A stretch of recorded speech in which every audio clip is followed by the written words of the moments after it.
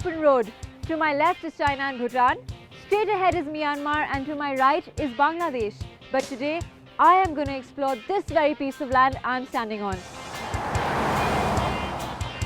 It's connected to India through a narrow corridor and is home to 7 fascinating states. Quite frankly, with its lush green surroundings, it can give Kerala a run for its money. Welcome to Follow the Star. Today, I am going to explore Northeast India.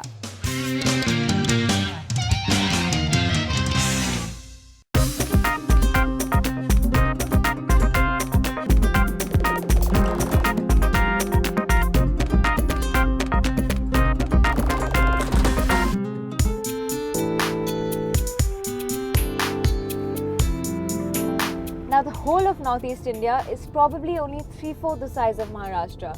But each state here has a varied terrain and different cultures. And today, I'm taking on a road journey across 2 of the 7 sister states, Assam and Meghalaya. My journey begins in Guwahati, the largest city of Assam. From there, I take the road south towards Khanapura and cross over to the neighbouring state of Meghalaya. Driving on National Highway 40, I venture further into the hills, exploring towns like Nongpo and the beautiful lake of Barapani, before concluding my road trip in the state's capital city, Shillong. At first glance, Guwahati might seem like any other Indian city with its bustling traffic and crowded streets. But step back from the main junction and you're bound to enjoy the calming effect that this metropolis has to offer, thanks to the beautiful Brahmaputra that flows through the city. And that's not all. Guwahati is also known as the gateway of Northeast India. In fact, there are several taxis that ply from here to nearby destinations like Shillong, which is where I'm headed in my very own compact tourer, the Mercedes B180. I've been driving on the Guwahati-Shillong road and I will now get on to the National Highway 37, which is also known as the Assam Trunk Road. I've reached a locality called Khanapara and this road is the border between Assam and Meghalaya. Now what's interesting here is that most locals get off at this point, cross over to Meghalaya, fill up fuel, buy alcohol and get back to Assam. That's because the prices in Meghalaya are half as cheap.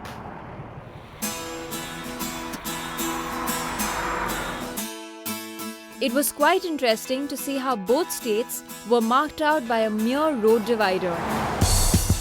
I wish I could hop, skip and jump over to Meghalaya, but decided to stick to my road manners instead and drive on.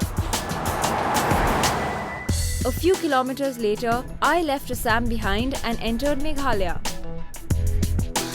All this while, I had been picturing my first view of this state to be a blanket of greenery with beautiful hills on either side. But what lay ahead of me was a heap of concrete pothole roads and many diversion boards. Driving up the Khasi hills of Meghalaya was a real task at hand. The terrain was not mountainous, but it wasn't flat either, which made the roads inconsistent. A 4-lane highway was under construction, but since this part of the country is exposed to continuous rainfall, there were landslides that were being cleared up. This left me with one tiny patch of road to drive on, with vehicles coming in from the opposite direction. So halfway through my journey, I decided to get off at Nongpo, a market town.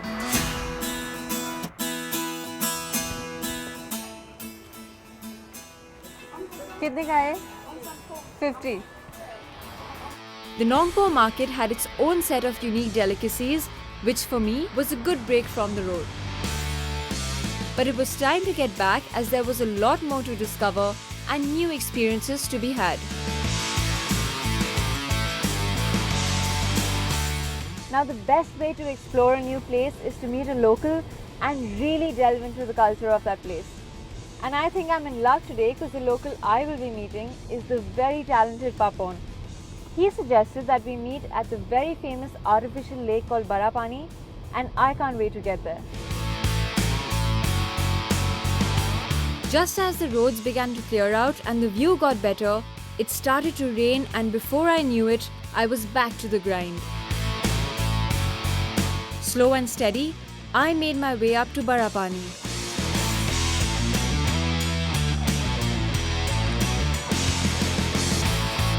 And finally, through the grim and muck, I caught my first glimpse of the stunning lake. Locally known as the Umiam Lake, this reservoir was created by damming the Umiam River.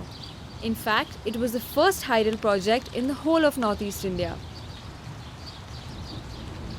I then headed further up to Rekinjai, a resort where I was meeting the hugely talented Papon. With your background in traditional Assamese music and your parents being musicians, how did you branch off into like mainstream and fusion, and you worked with so many different genres and artists? How come you didn't stick to the traditional Assamese music? See, in childhood, I was actually, they call it talim, all the information was given, all the training by my parents. My dad was the legend of folk here, and my mom is an Indian classical vocalist. So all that happened, but I traveled to Delhi because I kind of took music for granted in my childhood, I think. At home, ghar ki murgi or whatever, dal bhat. Yeah. So ghar pe there was music, so I was like, okay, cool. So I like music, but I'm not very serious about if I'm going to doing that so seriously as a profession. So I went to Delhi. I wanted to become an architect. So that's You wanted to become an architect? Yeah, that's okay, you never went to Delhi with anything related to your music? No, I went to Delhi for an architecture thing. Okay. So I went, and somewhere it just didn't happen, or I also chose, like just when I was doing my interviews and everything, that's when maybe I realized, because I was jamming around with people there. So Delhi helped, because Delhi was a very nice spot where, and even in the mountains, I used to travel a lot, McLeodganj and everywhere, so I used to meet the whole world. There was not so much internet then. So we didn't have that kind of exposure in terms of sampling anything from the world, YouTube or whatever. Yeah. So Delhi, McLeodganj, traveling made me, meet lots of people from the world, musicians and artists, which kind of opened my thing about sound and more styles in music. I thought, okay, then I should definitely try, put something together, find a different direction, take the route along. My roots are with me always, because that has to. But also come to today's, when I was there, also electronica was trying to, starting to happen. So I was like, what is going to be the contemporary today way of enjoying an ancient folk, which I totally love doing. From my conversation with Papon, I could tell that he was a real traveler and would make for great company on a road trip. So that's exactly what we did. Got into the car and made our way to Shillong, a city that Papon couldn't stop talking about. So Papon, tell me, do you drive to Shillong often? Now that I live in Bombay, I don't get to, but I generally love driving. I have done a lot of driving to Shillong. These are now nicer, wider roads. It used to be really narrow and winding and stuff before. But that means you have a favorite highway, I'm guessing, if you like driving? Any highway, any road in the hills or the mountains is lovely. And now that we are going to Shillong, I'm going to be there for a day. What would you suggest I must do? Like I should definitely do before I leave the place? Less time, couple of things. Food, mostly pork. So something about pork and Shillong and Meghalaya. Where are you taking me now though? There's a nice place called the Tripura Castle, which has a palace, kind of a house, which has some 90 odd rooms. I don't know, I'm not very sure. Wow, beautiful lovely. Place, and very serene, and it's nice, and you can see it. It's nice. As we drove further, the countryside began to gradually disappear as tiny shops and restaurants lined up on either side of the highway. The roads got steeper with every kilometer, and the foggy streets of Shillong rolled out in front of us. The chill in the wind and the thought of exploring the scenic hill station with Papon felt too good to be true. This was turning out to be a great journey. Coming up on Follow the Star, I reach my destination Shillong with the star I am following on this journey, Papon, who shows me around the Tripura Castle and even sings me a tune. रात बाकी है